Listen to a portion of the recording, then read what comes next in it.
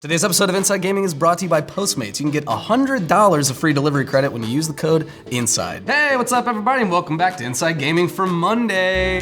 Golf clap Monday. I'm gonna do the chores. A European clap. It's no secret that Death Stranding has gotten some mixed reviews. What? No way, yeah, the new game from legendary Hideo Kojima has won praise from some for its unorthodox style, but others have criticized it as being boring with a story that is ham-handedly written. Yeah, it's definitely a very divisive game, but Kojima has an explanation for that criticism. Americans just don't get it. Ooh, this is gonna go over well, Brian. What in the heck is this game? Yeah, so Kojima gave an interview to an Italian publication, TGCom24, where he talked about the mixed reception that the game has been getting, and that's kind of where he drew a line between Europe and Japan's reaction to it and the reaction that it got in America. Yeah, he said, I must say that the game received rave reviews, especially in Europe and Japan. Here in the United States, however, we have had stronger criticisms. Perhaps...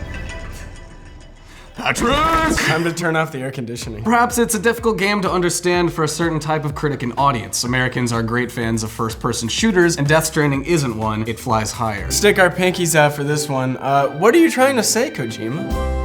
You trying to say that Americans are stupid? By mentioning first-person shooters, it sounds like he's bringing up an old comparison that he's made in the past, which he's called strand games versus stick games. Sure. Ugh, Brian, Yeah. can you tell us what the hell that's about? Yeah, he was all, I really liked Eyes Wide Shut. It could have been 3 more hours. I'm sorry if you were too stupid to get it. Strand games versus stick games. So that's a reference to a Japanese novel that he's a huge fan of called The Rope. And there's a passage in that novel that says the rope and the stick are 2 of humankind's oldest tools. The stick to keep evil at bay and the rope to bring that which is good closer. So Kojima probably means that Death Stranding is more about making connections with other players versus shooting them with a gun, aka a stick or a boomstick. Shooty sticks, yeah. He used those metaphors in a Rolling Stone column a few years ago, writing, "It's time for humankind to take the rope in hand. We are ready for a game not based on competition, but on the rope that will bring good to the player and make connections. We do not need a game about dividing players between winners and losers, but about creating connections at a different level." Yeah, I express my right, an inalienable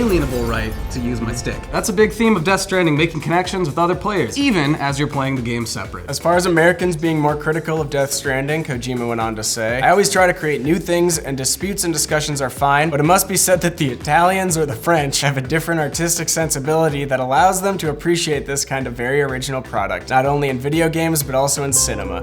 Oh! Like the French and the Italians have really ever given us anything of artistic. Come on, it's the gabagool of video games. That's not fair. We Americans are huge fans of games where we can pee outdoors. We can confirm. So Brian, is he right that Americans like it less? Well, let's get unscientific for a second. So I was scanning its reviews on Metacritic. Some of its worst scores did come from US sites. Giant Bomb hated it. They called it a bizarre, self-indulgent mess, which is weird because we love that shit here in America. Yeah. Meanwhile, IGN gave it a 6.8 out of 10, which is also pretty bad, saying it just can't consistently get the balance right despite possessing equally lofty ambitions and countless inventive ideas. All that sounds like America. We can't lump ourselves in with those other publications. I mean, Lawrence of Inside Gaming gave it a, Lawrence really liked this game a lot out of Lawrence's ability to like a game. So. And he's American, last time I checked. Yeah, he's from He's from Texas. Texas. That's the most American. That's the real America, yeah. Meanwhile, Game Informer, US Gamer, and Games Radar also gave it pretty middling scores. Yeah, and some of the best reviews did come from Europe and Asia. IGN Italia gave it a near perfect score. So did a German site called Four Players. Four Players,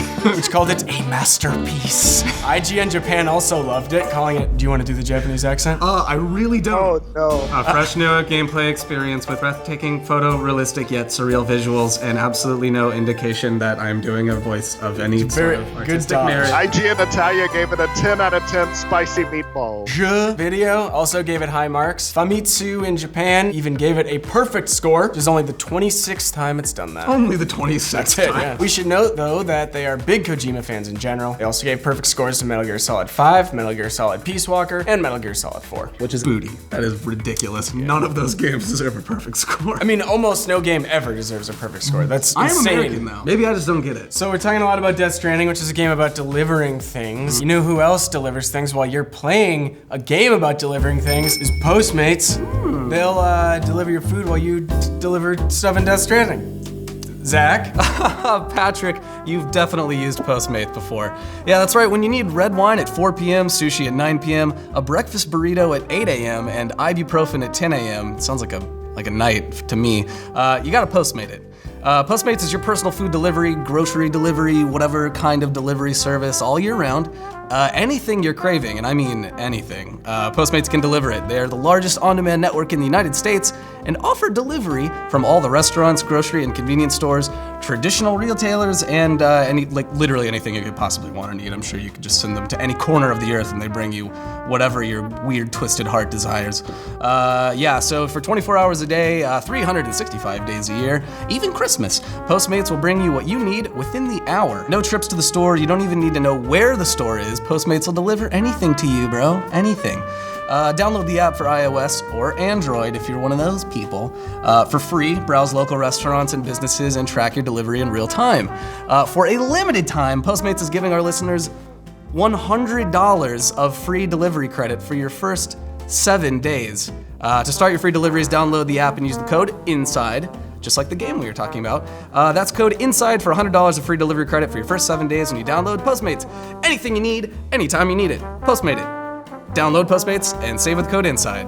Anyways, thanks for listening to me ramble on about Postmates. Back to you guys. What do you gotta say? All of that would seem to bolster Kojima's theory, right? But it's also true that some critics here in the good old US and A loved it. Kotaku gave it a very positive review. The AV Club liked it too, while acknowledging its limitations, saying Death Stranding is a game that demands to be argued over and analyzed for years. Time Magazine's reviewer was also very positive, saying I've never played anything like Death Stranding, and I doubt I ever will again. It's not as easy as saying Americans hated it and the rest of the world loved it. Yeah, and not everyone outside of America dug it either. The Sydney Morning Herald in Australia called it a sublime achievement, a sublime achievement? Sorry, a sublime achievement, but also said it had one of the most mind-crushingly dull gameplay loops I've ever experienced in a high-budget video game. It said that Hideo Kojima's supernatural epic is pretentious and profound, filled with tedium and terrifying wonder. Damn.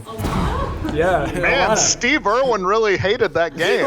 Another Australian site, Us Gamers, was outright negative, saying, I cannot in good conscience recommend this game to all but the most, I'm gonna go British. I'm gonna go Michael Caine. To all but the most rabid fans of Hideo Kojima's work. And even then, I feel like this game may cause some of them to balk and question their devotion. And the London-based writer, Edwin Evans Thirlwell called it a bloated, showy, post-apocalyptic melodrama. Yeah, you're now an honorary American, Edwin Evans Thirlwell. Hey! Congrats, welcome to the club. To be an American. Maybe the worst review came from Steve Ivor, another Australian site, which called it an irredeemable piece of garbage.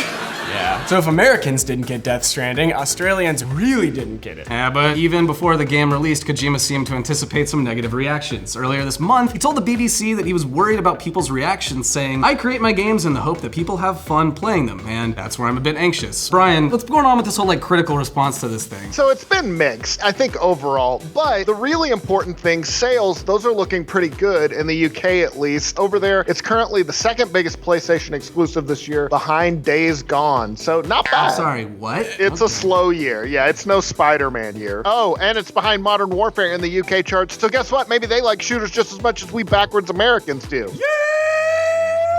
I've never felt so close with my brothers across the pond. Yeah, big. As for all-time bestsellers, if you look at the 10 best-selling games of all time, only 2 can be considered shooters, PUBG and GTA 5. And PUBG is massive in Asia as well. There's no doubt that the US loves shooters like Modern Warfare and Black Ops, but USA players have also jumped on board with more esoteric games too. Journey was a phenomenon when the indie adventure game launched back in 2012, and at the time, became the fastest-selling game ever released on the PlayStation Store in both European and American regions. Hell yeah, we can get it. Oh god, it makes me so warm and fuzzy when we think about Americans' capabilities for artistic merit. Let's go. More recently, the puzzle platformer Inside from the Danish studio Playdead got a lot of praise. Despite having almost no dialogue and a plot that was open to interpretation, critics here loved it just as much as their counterparts overseas. IGN called it incredible and gave it a perfect score. That's not really a mechanically dense game though, the way that Death Stranding is. I didn't get it at all. It was a kid running around and then he becomes a blob at the end. All this is to say that it's a little simplistic to say that Americans only like bang bang, shoot 'em uppy games. I mean, we do. We like other stuff as well though, of course. Is the point. It's probably safer to say that Death Stranding is a polarizing game in general, and maybe American reviewers were tougher on it, but plenty of other others had mixed opinions too. Yeah, it's also worth noting that Death Stranding will get easier the more people play it, because of the way you can leave helpful objects in the environment. Which means that the early version of the game, which obviously was the one that was being reviewed, might be the most difficult and inaccessible that the game will actually ever be. Yeah, we might look back on Death Stranding in a year or so as a much different game, as players leave their own footprints on it. Brian, you got any thoughts on this? That was some good ass writing. That's all I'm thinking about. And it came from an American. Maybe Death Stranding will be like League of Legends. That got okay-ish reviews in its early state. But if it was re-reviewed today, it'd probably do so much better because it's like a huge game. Also, Warframe, No Man's Sky, other examples of having greatly improved over the years as the developers added to and polished the game. I mean, I look back much more fondly on Red Dead 2 than what I remember from actually playing the game, which I think is probably something similar here. I mean, I love Death Stranding and I love Red Dead 2, but I think I love looking back on Red Dead 2 more than I would like to go play it again. Or maybe Death Stranding is just always gonna be a cult video game with ardent defenders, which that's okay too. That's what America's all about, baby. Yeah, it's cool. Freedom of choice, baby. Yeah. It says it on the Statue of Liberty's tablet. You may like Death Stranding, you may not. All are welcome. It's also good to see Minnesota represented in Death Stranding. Let me just get that in there. Lake Knot City, baby. Spoilers. It doesn't list it. It's just if you look close enough at the map, it seems like that's probably where it is. Do the fetuses get a lot more polite at some point? Is that how you know you're yeah, they Minnesota? serve you a hot dish. Which again, it's casserole, Casserole. not hot. It's not hot dish, it's casserole, yeah. Or with a bunch of intertwining threads, but ultimately they said a game that requires patience, compassion, and love, and it's also one that we really need right now. These reviews are swinging so wildly from one extreme to the other. That's good though. Is there anyone that just says, it's good? No, but that usually is the sign of You. Time called it the weirdest game I've ever